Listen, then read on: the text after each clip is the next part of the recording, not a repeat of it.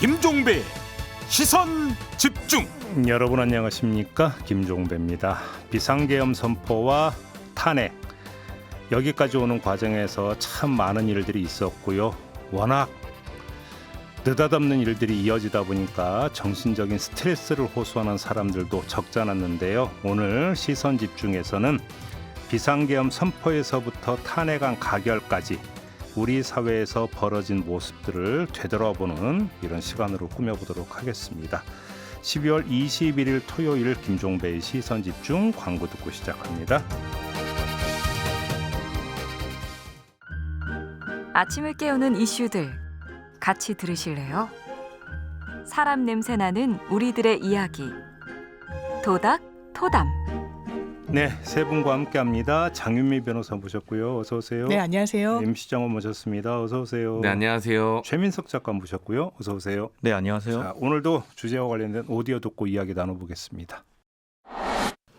대통령 윤석열 탄핵 소추안은 가결되었음을 선포합니다.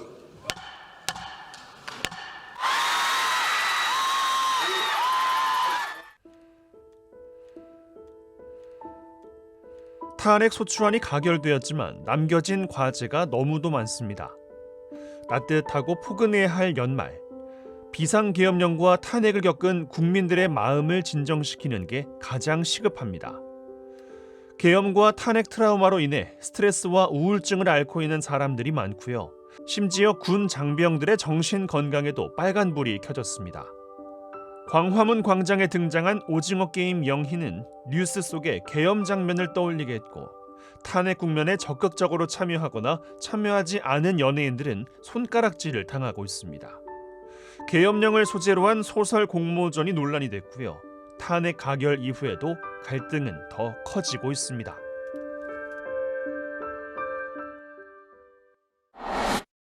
네, 탄핵이 가결된 게 12월 14일이었고요. 그날 아침에 저희 세 분이 생방으로 네.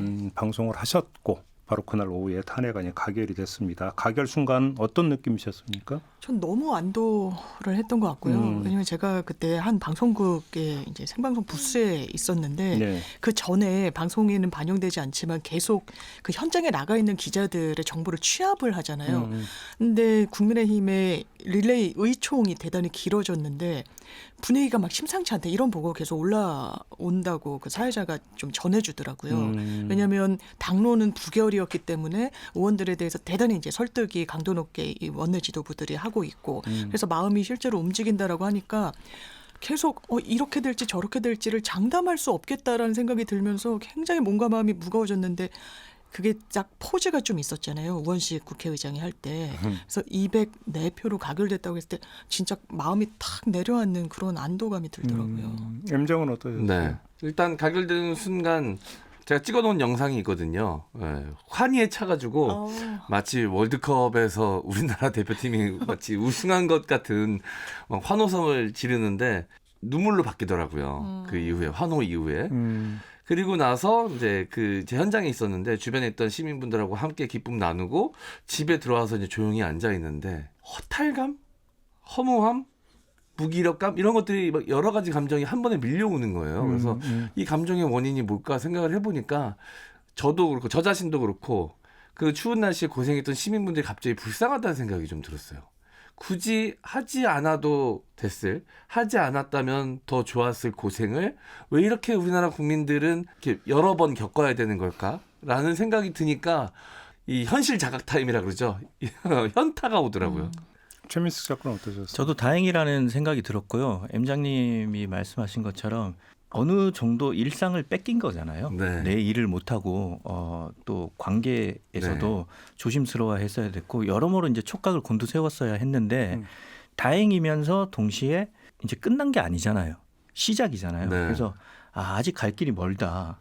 여전히 긴장 상태에 있어야 되고 앞으로의 사태의 추이를 바라보면서 시민으로서 목소리를 낼 땐 내야 하고 또 행동으로 나서야 할 때는 행동으로 나서야 한다는 그런 긴장감이 여전히 남아 있었어요. 그래서 오늘 주제와 좀 연관이 되는 얘기인데 원하는 결과가 나왔든 원치 않는 결과가 나왔든 굉장히 이 상황이 스트레스풀한 상황인 것은 맞는 것 같아요. 그러면 그때 여의도를 가득 메웠던 그 시민들이 가결 소식을 듣는 순간에 환호성을 질렀잖아요. 그것도 같은 심정이었다고 보세요? 어떻게 보십니까? 정말 소리 지르고 외치고 싶은 기쁨의 순간이었다고, 그게 공유되는 순간이었다는 생각이 들고, 왜냐하면 끝까지 끝날 때까지 끝난 게 아닌 상황을 기다리고 뭐 지켜봐야 되는 상황이었기 때문에. 다만 저는 그런 건 되게 안도가 되더라고요. 그러니까 한 번은 투표 불성립이 됐었잖아요. 그때 중장년층이 상당히 이제 낙담하고 이제 좀 슬퍼하고 침체돼 있을 때 젊은 학생들 그리고 20대 이런 나오신 분들이 아닌데 우리 또 이길 거고 될 때까지 할 거니까 슬퍼할 일이 아니고 낙담할 일이 아니다라고 해서 이게 대한민국의 힘이다라는 걸 또 깨달은 것 같습니다. 그러니까 오늘 이제 그 이야기가 이제 이 정신적인 측면에 이제 많이 맞춰져서 이제 뭐 진행이 될 수밖에 없을 것 같은데, 또 한 축이 이제 그때 그 계엄군으로 동원됐던 군인들. 네. 그러니까 여기서 어떤 정신 건강상 위험군으로 분류되는 네. 군인 수십 명이었는데 심리 상담을 거부하고 있다. 자신이 계엄군으로 동원된 게 드러날까봐. 네. 우려하는 어떤 심작 때문에 심리 상담을 거부하고 있다는 뉴스를 저도 접했는데 참 만감이 교차되는데, 이 점은 어떻게 보세요? 저는 아주 조금이나마 이해할 수 있을 것 같다라는 생각이 드는 게, 제가 이제 전투 경찰로 군 생활을 했거든요. 그래서 현장에 이제 시위 진압을 위해서 많이 투입이 됐었던 경험이 있습니다. 나중에 적응하는데 시간이 꽤 걸리긴 했는데, 적응하기 전까지는 시위 현장에 있을 때마다 엄청나게 큰 이 고통을 좀 느꼈거든요. 내가 대한민국의 국민인데 나도, 그리고 저들이 하는 말이 분명 들을 만한 가치가 있는 말이고 그들에게 필요한 말을 하고 있는데, 저는 이제 반대로 전경의 입장으로 서 있어야 되잖아요. 그럼 거기서 오는 이 인지 부조화, 이게 굉장하더라고요. 초반에는 스트레스와 이 트라우마가 사실 아직까지도 좀 남아 있거든요. 그래서 저는 그 계엄 선포됐을 때 여의도 국회 주변에 있었는데 군인분들께 그 이야기를 너무 해주고 싶더라고요. 지금 너무 혼란스럽고 고통스럽다는 거 아는데 섣불리 행동하면 안 된다. 평생의 멍해로 남을 수 있다. 그 이야기를 너무 해주고 싶었었습니다. 최 작가님. 저도 의무경찰로 복무를 했는데 네, 원래 지원을 할 때는 기동대가 아니었고, 의무경찰을 지원할 때 기동대로 갈 생각으로 지원을 한 것이 아니었고, 그래서 처음에는 그냥 기동대와 상관없는 곳에서 오랫동안 근무를 하다가 이제 말년에 어떻게 바뀌어서, 상황이 바뀌어서 기동대로 배치를 받았어요. 근데 거기서 이제 근무를 하면서 여러 이제 복잡한 감정들을 느꼈죠. 왜냐하면 이제 농민대회 같은 데 나가면 그들의 주장에 공감을 하는데, 저는 뭐 심할 경우 오물을 맞기도 했었고 현장에서 친구를 만난 적도 있었거든요. 대학생 친구를. 어쩔 수 없이 나라에 복무하는 입장에서는, 그러니까 군인이든 뭐 정경이든 의경이든 대치할 수 있는 상황이 발생하는데, 그것이 본인의 의지가 아니고 심지어 상대 측의 주장에 동의를 하고 공감을 하는데도 시대적 현실 때문에 어쩔 수 없이 서로 반대편에 서 있어야 되는 경우가 있거든요. 저도 그런 점을 어느 정도 느꼈는데, 사실 그런 게 가장 그 단적이고 극적으로 보여주는 영화가 박하사탕이라고 생각을 해요. 네. 박하사탕 보면 그 설경구 배우가 진압군으로 나오잖아요. 그래서 평생 트라우마를 안고 살아가는 거잖아요. 네. 그런 측면에서 본다면 지금 작전에 투입됐던 군장병들이 스스로 밝혀지는 걸 꺼려 한다는 그 마음을 충분히 이해하고, 그럼에도 불구하고 좀 더 세심하고 좀 더 배려 깊은 방안들을 마련해서 꼼꼼하게 살펴줘야 될 것 같아요.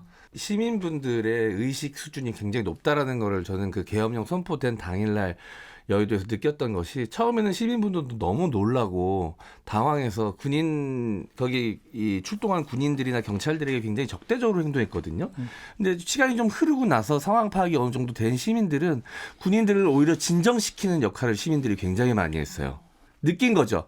저들이 죄가 없다. 저들도 지금 군 복무 중이고 어쩔 수 없는 상부의 명령에 의해 아무것도 모르는 상황 속에서 여기에 왔구나라는 게 느껴졌어요. 막 우왕좌왕하는 게 느껴지고, 눈빛에서 그들도 공포에 빠져 있다는 게 느껴졌거든요. 시민분들이 그런 걸 빠르게 캐치하신 거죠. 그 의식의 흐름 변화를 보면서 아, 대한민국 국민들의 이 시민 의식이 어마어마하구나라는 걸 좀 느꼈던 순간이었습니다. 그러니까 특전사를 비롯한 군 장병들이 사기가 많이 꺾이고 자신이 거기 투입됐다는 걸 밝혀지는 걸 꺼린다고 하는데 이런 분위기를 좀 아셨으면 좋겠어요. 시민들은 충분히 그 상황을 이해하고 본인의 의지가 아니고 명령을 따라야 하는 입장이기 때문에 그런 것에 대해서 전혀 압박감을 느끼지 말고 혜택을 누려서 빨리 그 아픈 마음이 있다면 치료했으면 좋겠습니다. 조금만 더 나가보죠. 저희도 본방에서 전해드린 바가 있었는데 광화문 광장에 오징어 게임 속의 캐릭터 영희가 등장을 했습니다. 대형 조형물이 등장을 했는데 이거를 가지고 지금 설왕설래가 이어지고 있습니다. 예. 이 설왕설래는 자라보고 놀란 가슴 차원일까요? 아니면 다른 차원일까요? 세 분은 어떻게 생각하십니까? 저는 사실 오징어 게임은 오징어 게임이고 계엄은 계엄인데 왜냐면 영희 캐릭터가 이제 무궁화 꽃이 피었습니다를 하면서 눈에서 이제 기관총이 발사가 되잖아요. 그러니까 이게 총구가 이제 시민들을 향했던 이 형국과 맞물리면서 좀 무신경했다라는 의견은 나오는 것 같아요. 이걸 굳이 아무리 홍보수단이어도 이 영희라는 이 인형이 담당하는 역할 자체가 좀 그렇다 보니까 이거에 대한 판단은 쉽사리 못 내리겠더라고요. 고민해봤을 때 이게 적절하냐 아니냐는 모르겠지만 다만 이 현상이 보여주는 건 우리의 이 평온한 일상이 이렇게 침해되는구나. 평상시 같으면 아무 문제가 사실 안 됐을 사안인데 일상이란 게 약하구나 이런 생각이 또 한번 들었습니다. 변호사님께서 말씀해 주신 것처럼 영희의 역할이라는 것 자체가 이 대중을 상대로 권력을 가지고 그들의 몫 행사를 쥐고 있는 캐릭터거든요. 그러다 보니까 당연히 이 계엄 상황이 연상될 수밖에 없는 상황이라 불편한 감정도 충분히 이해가 되죠. 근데 대형 조형물을 설치하려면 아주 오래전부터 시와의 이런 협의가 있었을 겁니다. 그러니까 이런 상황을 전혀 예측하지 못한 상황 속에서 예산이 집행되고 이 기획이 되고 준비가 됐겠죠. 그러니까 어쩔 수 없는 상황이라는 것은 이해가 되면서도 또 불편해하는 시민들의 마음도 충분히 이해가 되는 상황인 것 같습니다. 전 드라마 콘텐츠는 드라마 콘텐츠고 우리가 예측하지 못한 역사적 상황이 발생한 것은 그것은 또 다른 정치적 사안이라고 생각을 해요.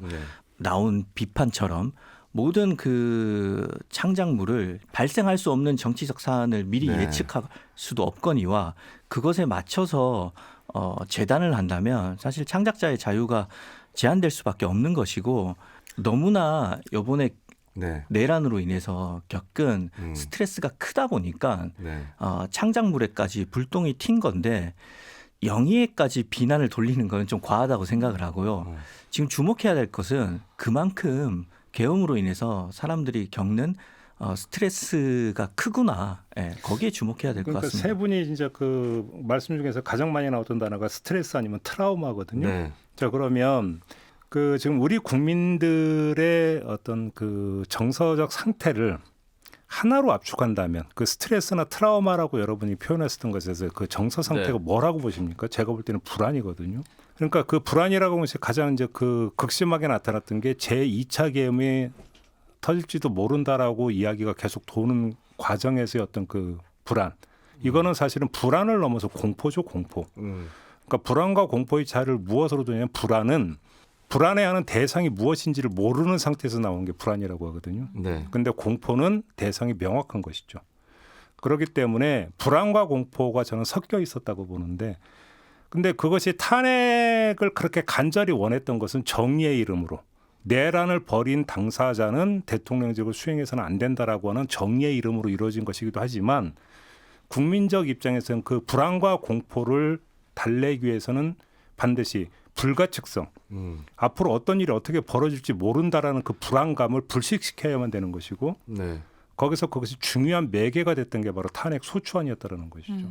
이렇게 이해를 할 수 있는 건데 근데 저는 그게 아직 완전히 가셨다고 보지를 않는 게 그거는 한 산만 넘은 거죠. 최종적으로 다 넘은 건 아니라는 거죠. 지금 헌법재판소의 탄핵 심판도 지금 기다리고 있는 것이기 때문에 이 과정까지는 아마 국민들을 지금 감싸고 있는 이 불안감이라고 하는 것들은 계속 이어질 것이다. 농도의 차이는 약간은 있을지 모르겠지만 결국 거기서 여러 가지 어떤 그러니까 돌출적으로 나타나는 어떤 요인이나 현상들에 대해서 상당히 예민하게 반응하는 부분들 이런 것들이 좀 있지 않은가 그런 생각이 좀 들더라고요. 저는 말씀하신 대로 이제 불안이 당연히 존재를 하고 거기에 하나 더 말씀드리고 싶은 정서가 긴장이라고 생각을 해요. 포털 사이트에서 제공하는 지도 앱으로 보니까 국회의사당이랑 광화문 광장이 한 8.7km 정도 되더라고요. 탄핵 가결될 당시 그날에 여의도 앞에서는 탄핵을 찬성하는 시위대회가 있었고 광화문 앞에서는 탄핵을 반대하는 시위가 벌어졌잖아요.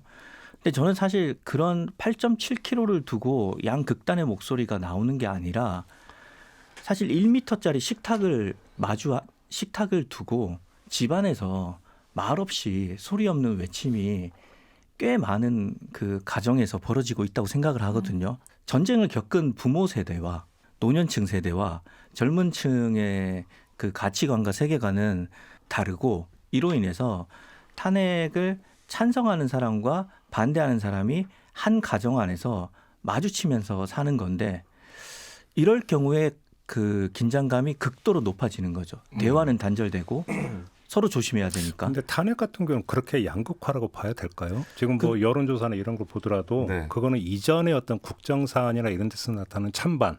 근데 수준은 이미 넘어선 것 같은데요. 그렇지 근데 않나요? 모르겠어요. 이게 되게 많이 모이기는 했어요. 집안마다 다른데 아마 그러니까 이렇게 정치적인 이슈가 뜨거울 때 사람들은 뉴스를 많이 볼 수밖에 없잖아요. 근데 댓글을 보면 생각 외로 다른 생각을 가진 사람들이 엄청 많고 이런 생각을 가진 사람들이 내 생각 외로 많다는 불안과 긴장을 느낄 수밖에 없거든요.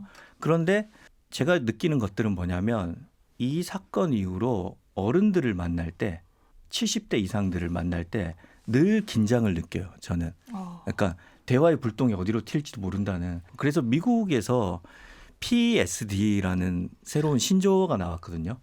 원래 그 스트레스 외상후 장애가 이제 그 PTSD잖아요.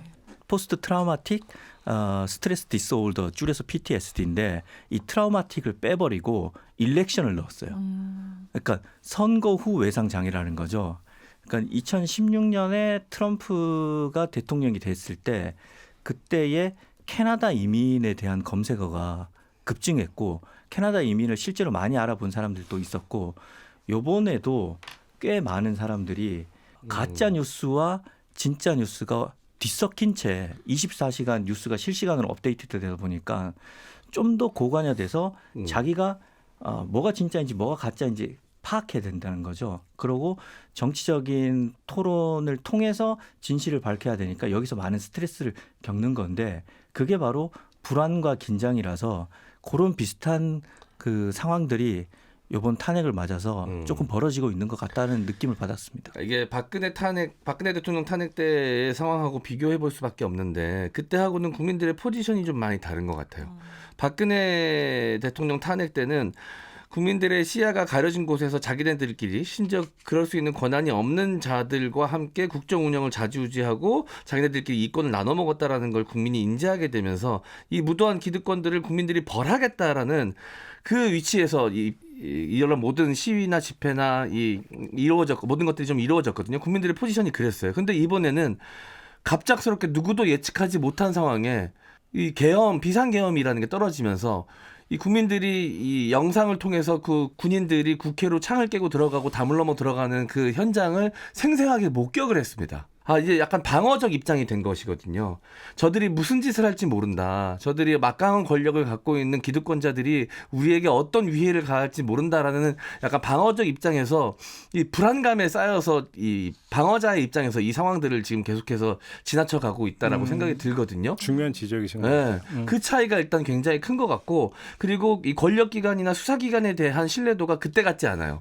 그때는 그래도 어느 정도 검찰 수사에 대한 특검에 대한 기대감과 신뢰가 존재했었습니다. 근데 지금은 국가기관인 특히 수사기관들에 대한 신뢰도가 그때 같지 않거든요.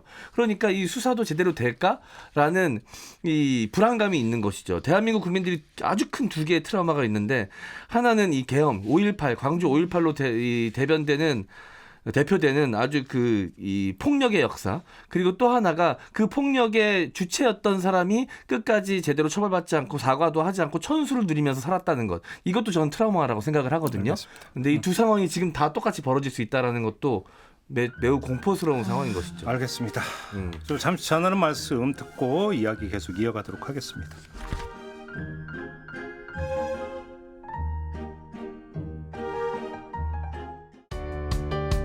때로는 날카롭게, 때로는 삐딱하게, 그러나 매 순간 섬세하게 시선이 필요한 우리 사회 곳곳을 살펴봅니다. 김종배의 시선집중.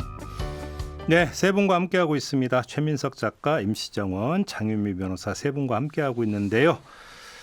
자, 이야기를 좀 이어가 보도록 하겠습니다. 계엄 선포에서부터 탄핵 가결까지, 아니 더 범위를 넓히면 지금 이 순간까지 지금 우리 국민들을 지배하고 있는 정서가 무엇인가, 그리고 그 정서 속에서 어떤 현상이 나타나고 있는가, 이걸 좀 짚고 있는데요. 이런 뉴스가 있었습니다. 탄핵 집회를 후원한 연예인들에게 불똥이 튀고 있는데 CIA 신고를 했다. 네. 인증까지 냈다. 무슨 얘기입니까? 저는 이 기사를 보고 좀 참담하다는 생각이 들었는데요. 이런 대단히 극한의 상황을 우리 사회가 극복해가면서 여러 현상들이 수면 위로 좀 드러나고 있다라는 생각이 드는 거예요. 그러면서 연예인분들 중에 나는 윤석열 대통령 탄핵에 찬성한다라고 아주 입장을 밝힌 분들도 있습니다. 뭐 봉준호 감독도 그랬고요. 김은숙 작가도 그랬고, 그리고 탄핵 무대에 올랐던 이승환 가수 있고, 성결제 해가지고 화제가 됐던 뭐 소녀시대 유리, 아이유, 뉴진스 여러 연예인들을 지금 신고를 한다는 거예요. 그 주체는 CIA예요. CIA에 신고를 한다는 겁니다. 미국 정보부에.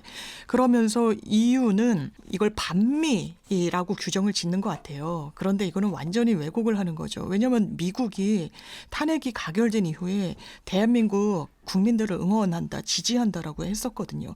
그런데 이건 대단히 좀 악의적이라는 생각이 드는 게 서로 막 독려하기도 하고요. 이 CIA 이렇게 하면 된다. 왜냐하면 대단히 간이하게 신고 접수가 가능하다고 하는데, CIA에서 최근에 이제 뭐 트럼프 행정부 지금 준비되고 있고 하니까 뭐 반미 시위나 집회 이런 데 참여한 사람들 이력이 이제 확인이 되면 뭐 입국 제한이나 자녀 유학이나 이런 불이익을 얻을 수 있다라고 하더라고요.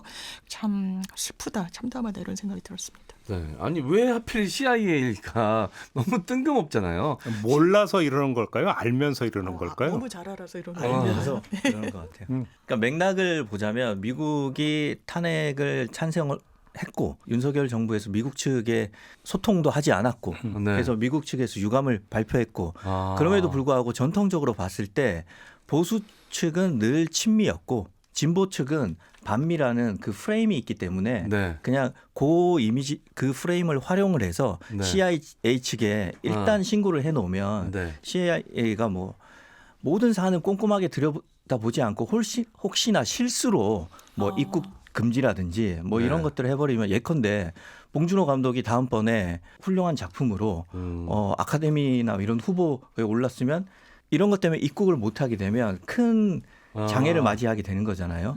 그러니까 너무 잘 알아서 제도의 허점을 한번 이용해 보려는 네. 악용을 한 나름의 사례가 맥락이 아닌가. 있다면 그렇게 봅니다. 그나마 다행이네요. 전 너무 말도 안 되는 이야기라고 생각이 들어서 아니 왜 CIA이지? 야, 그럼 나사에도 하면 되지 않나? 뭐 이런 식의 지금 우스갯소리도 했었는데 가수들 같은 경우에 미국에 특히 LA에 네. 콘서트를 하러 많이 가잖아요. 그런 것까지 노리는 거죠. 그런 거에 약간 불이익을 어떻게든 좀 그러니까 상황을 만들어 보겠다. 경제적으로 타격을 입히겠다. 근데 그 미국 국가 정보기관인데 미국에 거기에서 그런 것들을 할 수 있는 권한이 사실 있지 않을 텐데, 네, 너무 어이없고 황당했었는데 나름의 맥락이 있다고 하니까 놀랍긴 하네요. 예. 그러면 그 거꾸로 이제 연예인 중에서 이제 그 네. 동참을 촉구하는 대상화된 연예인들이 있지 않습니까? 네. 이런 모습은 어떻게 보십니까? 네, 뭐 대표적으로 이제 트로트 가수 이명웅 씨겠죠. 탄핵을 요구하는 촛불 집회가 열리고 있고 국회 본회의에서 이제 탄핵 소추안 표결을 진행하던 때 이명웅 씨가 사진, 반려견 생일 축하하는 사진과 글을 올려가지고 화가 난 누리꾼 한 분이 DM을 보낸 거죠. 지금 이 시국에 이렇게 이런 사진 올리는 게 맞느냐라고 하니까 뭐요? 라고 이제 대답을 하면서 내가 뭐 정치인이냐, 내가 왜 목소리를 내야 하느냐라고, 제가 정치인인가요? 이렇게 대답을 한 이명웅 씨의 DM이 캡처가 돼서 인터넷상에 공개가 돼가지고 많은 분들이 지금 설왕설래 이야기가 좀 많았는데, 이명웅 씨에 대한 분노도 어느 정도 존재하겠지만 이명웅 씨의 주 팬층이 노년층이거든요. 그 노년층에 대한 반감이 섞여 있다고 저는 좀 보여집니다. 이명웅 씨 거의 팬분들이 거의 다 뭐 60대, 70대, 80대 이렇게 나이가 좀 지긋하신 분들이 많은데, 그분들이 대부분 이제 보수화돼 있다라는 어떤 선입견 같은 것들이 좀 존재하지 않습니까? 그러니까 너가 지금 이 상황 속에서도 아무 말 못하는 거 아니야? 팬들 눈치 보느라 돈 벌어야 되니까 이 논리가 좀 작동이 됐거든요. 근데 사실 이거 무리한 측면이 좀 있긴 하죠.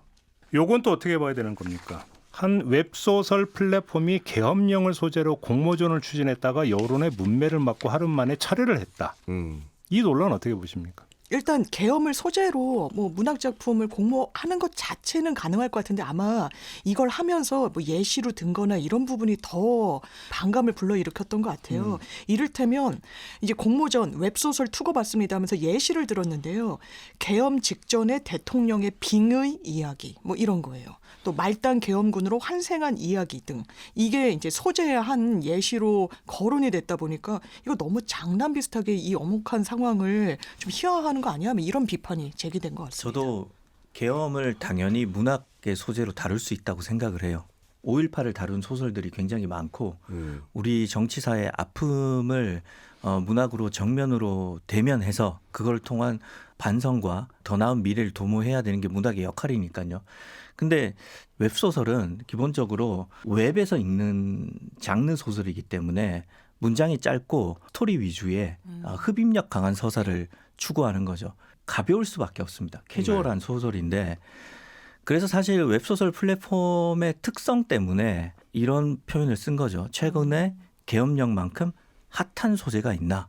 이렇게 질문을 던진 거죠. 일단 핫한 소재 이게 이제 사람들 마음에 들지 않는 거고 사실 웹소설에서 주로 쓰는 소재예요. 빙의하고 환생하고 타임슬립하고 그런데 이 아직 진행 중인 아직 헌재로 가지도 않은 진행 중인 사안을 가볍게 하나의 이야깃거리로 치부해서 접근하는 것에 대한 분노라고 보고요. 그러니까 구분을 해서 보자면 당연히 계엄에 대한 반성과 우리 국민이 나아가야 될 길을 문학이 정면으로 다룰 수 있다고 생각을 해요. 대신 접근하는 방식이 문제였다 이렇게 봅니다. 그런데 이게 지금 계엄을 찬양하라는 요구가 덧붙여진 공문은 아니었던 거잖아요. 그렇죠. 네. 그러면 한번 그럼 거꾸로 예를 들어서 서울의 봄이라는 영화가 없었다면 이번에 1020 세대가 그 계엄 선포에 대해서 저렇게 이제 반발하면서 응원봉을 들고 나왔을까? 여기에 물음표를 찍는 사람들이 많이 있잖아요. 그러면 그러니까 영화 서울의 봄이라고 하는 것과 웹소설 계엄을 소재로 한 웹소설은 뭐가 다른 건가라고 하는 질문에 답을 해야 되는 거거든요. 이 점은 어떻게 보십니까? 그러니까 이 맥락의 흐름 속에 서사와 명분을 좀 대중들도 판단을 하는 것 같아요. 서울의 봄은 이런 계엄이 이후에 벌어질까라는 걸 예측하지 못한 상황에서 이제 역사를 다룬 영화였기 때문에 그리고 또 심지어 재밌게 잘 만든 영화였기 때문에 대중이 거기에 호응을 했고 의도치 않게 누구도 의도치 않게 또 이 실제 계엄이 벌어지면서 그 영화를 통해서 간접 경험했던 것들이 지금 상황에도 굉장히 영향을 미치는 상황이라고 생각이 들거든요. 저도 콘텐츠를 만드는 사람 입장에서 게다가 예능 콘텐츠를 만들고 있기 때문에 이 계엄 사태 이후에 굉장히 고민이 많이 됐어요. 우리가 계속 올라가던 콘텐츠들이 있는데 이걸 올려야 되나 고민이 굉장히 많아서 고심하다가 이제 제가 글을 하나 올렸거든요. 더 이상 이제 권력자들에 의해서 우리의 일상이 질파펴지면 안 되기 때문에 저는 올리던 콘텐츠들은 정기 콘텐츠는 그대로 올리겠습니다. 그런 식으로 저는 저의 일상을 지켜낼 테니 여러분들도 좀 응원해 주십시오라고 글을 올리니까 다 이해해 주시더라고요.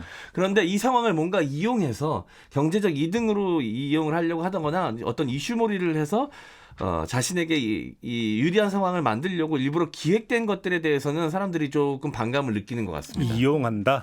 그리고 저도 같은 의견인데 이 서울의 봄은 그 상황을 그 역사를 직시한 느낌이에요. 그거를 정면으로 다룬다.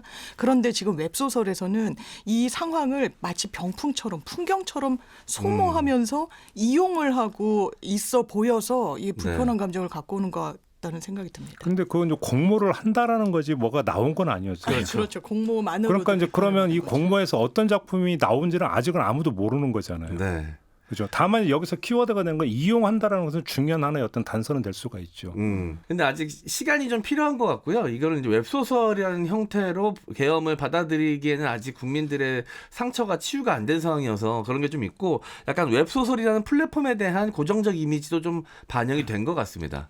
웹소설이라는 게 좀 굉장히 가볍게 소비되는 컨텐츠라는 느낌이 좀 있는데 계엄이라는 무거운 주제를 이 가벼운 컨텐츠를 소비하는 플랫폼에서 다룬다는 게 국민들 입장에서는 좀 바로 납득이 안 되는 상황인 것 같습니다. 근데 그 꼭 장르 차이로 그러니까 접근하면 또 웹소설 가들 입장에서는 또 기분이 그렇죠. 나쁠 수 예, 있죠. 근데 이제 오해될 수 있고 그렇죠. 그래서 중요한 거는 시간입니다. 서울의 봄 같은 경우는 이미 수십 년이 지났고 역사적으로 다 정리가 된 상황에서 그때 세부적인 내용을 알지 못하는 사람들을 위해서 영화로 네. 재현을 했다면 재현을 한다면 이렇다라는 것을 진지하게 접근한 거고 이건 아직 현재 진행 중인 사안이기 때문에 네.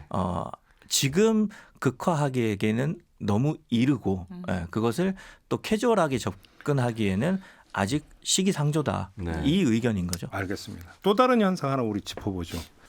계엄령을 예언한 무속인이 등장을 하고 윤석열 대통령 관상풀이 컨텐츠가 나오고 이런 현상들이 지금 나타나고 있다고 하는데 이건 어떻게 평가를 하십니까? 앞 이야기로 다시 돌아가는 것 같은데 결국 불안감 때문이죠.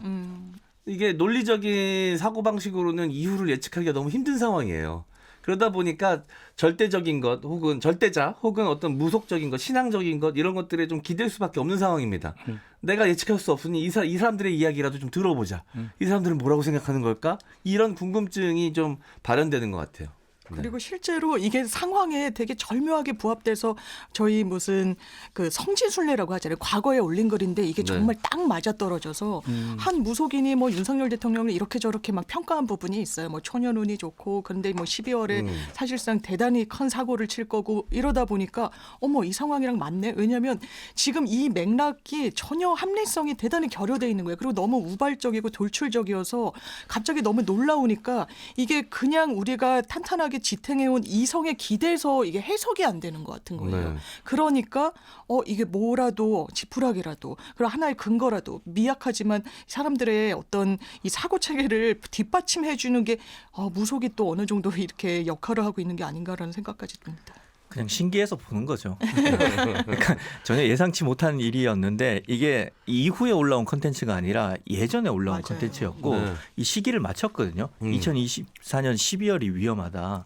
그러니까 사람들이 그때는 뭐 그냥 넘어갔는데 이게 진짜 이런 일이 일어나니까 그냥 인간적인 호기심이에요. 인간적인 호기심과 신기함 때문에 정말 이런 일이 있었네? 라고 찾아보는 거지 사실 뭐 여기에 대해서 과다한 의미를 부여하거나 이대로 또 앞으로 될 거라고 생각하는 거는 인간의 이성을 우리가 거부하는 행위거든요. 그래서 아니 근데 이제 지금 상황을 맞춘 컨텐츠들도 찾아보지만 그 사람이 이후의 상황도 혹시 예측한 것이 있나까지 찾아보게 되거든요. 그렇죠. 그 정도의 호기심은 인간에게 누구나 있는 거죠. 근데 거기에 약간 불안감도 섞여 있는 것 같아요. 제가 저는 그 정도 차원이다. 그렇게 근데 봅니다. 아까 이제 그 바탕에 깔려 있는 게 짙게 배어 있는 게 불안감이라고 한다면 거기서 이해가 될 수 있는 게 이제 불안감의 해독제를 의미라고 하거든요.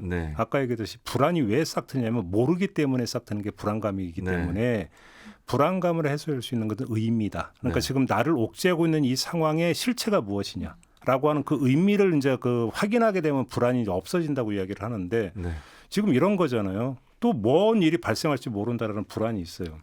근데 이 불안의 원초적인 부분으로 해보면 도대체 윤석열 대통령이 왜? 사실 여기서 그러니까 심리 진단 나오고 하는 것들도 결국은 다 나온 게 의미를 찾는 과정인 거예요.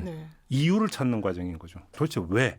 결국 이것이 뭐냐면 무슨 뭐 관상을 본다 이런 것들 같은 경우도 그러니까 이제 굳이 해석을 하자면 그 이유가 뭐냐, 의미가 뭐냐. 이거를 그러니까 찾아가는 과정에서 지금 나오고 있는 하나의 파편적 현상이 바로 이런 것이다라고 좀 해석을 할 수가 있는 것 같고 불안 상태에 빠져버리면 이제 흔히 나타나는 것이 방어 기제가 지금 작동을 하기 때문에 여기서 나타나는 게 보통 이제 하는 게 뭐냐면 연대라고 하거든요. 그러니까 뭉친다라는 것이죠.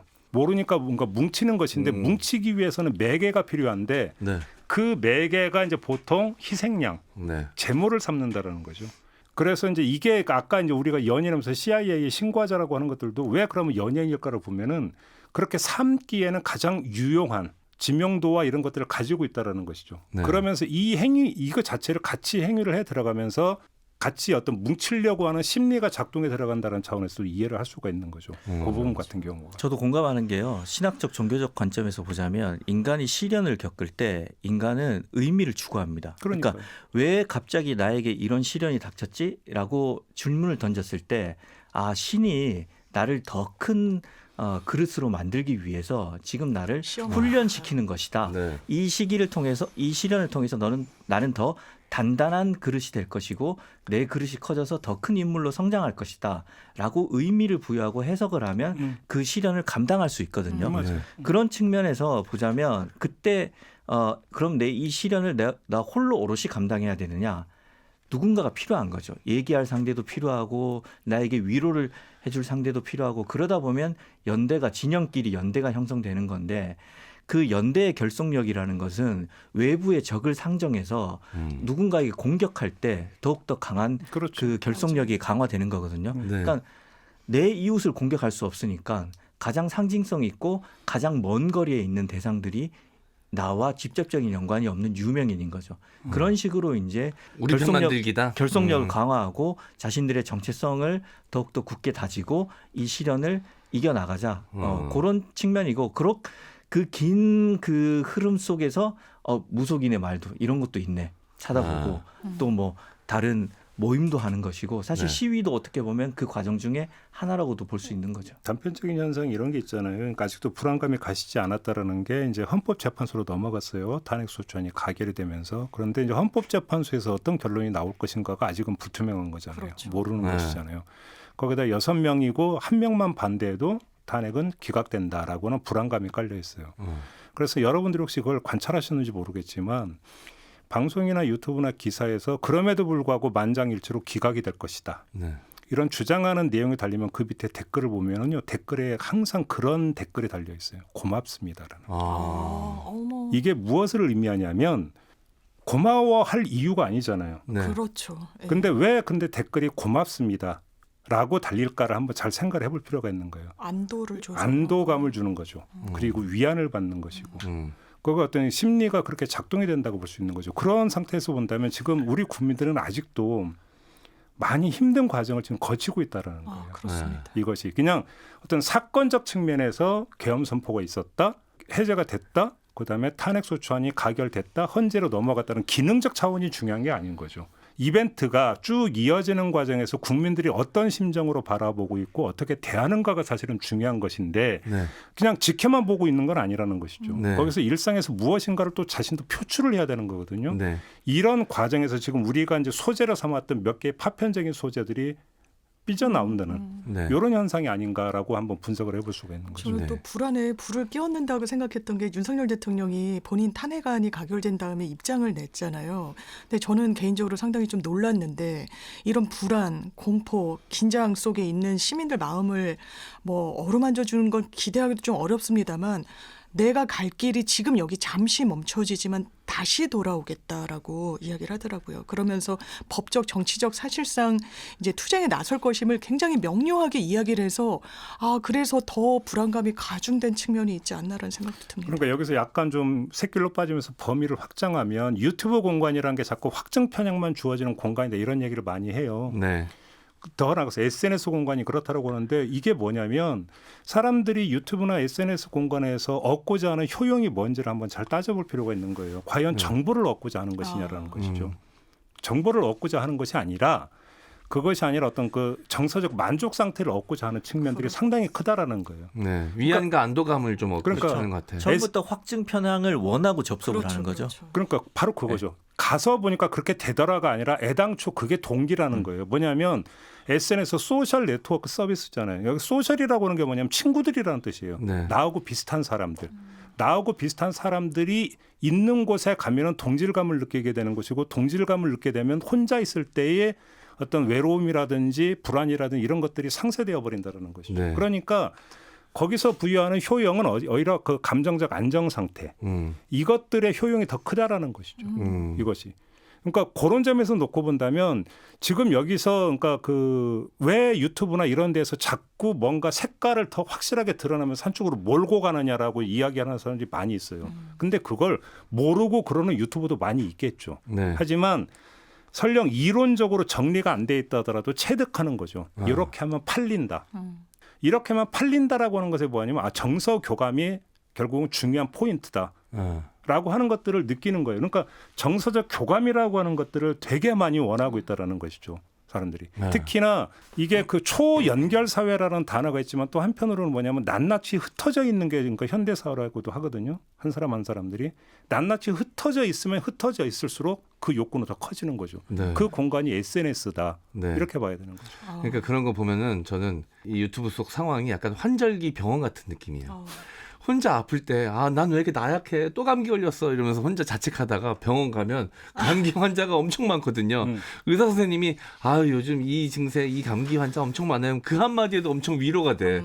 그리고 다른 환자들이 많은 걸 보면서 나만 그런 거 아니구나 하면서 안도하게 되거든요. 근데 유튜브 상황 속에서도 그런 비슷한 현상들이 좀 벌어지는 것 같습니다. 그러니까 저는 근데 여기서 뭐 일반화의 폭력을 쓰고 싶은 게 뭐 예를 들어서 그 탄핵 찬성하는 입장과 탄핵 반대하는 입장이 그래서 뭐 심리 구조가 똑같고 뭐 그러니까 그램수도 똑같다. 저는 그렇게 얘기하고 싶은 생각은 전혀 없거든요. 네. 그냥 그건 아니라고 생각하고 왜냐하면 이거는 보편적 상식과 양심은 아니겠죠. 보편적 상식을 가지고 있다면 무엇이 옳고 무엇이 그른지는 얼마든지 판단할 수 있는 사안이다. 네. 그런 점에서 저는 이것을 똑같은 저울에 올려놓고 똑같은 그램수라고 이야기하는 것은 문제가 있다고 생각을 해요.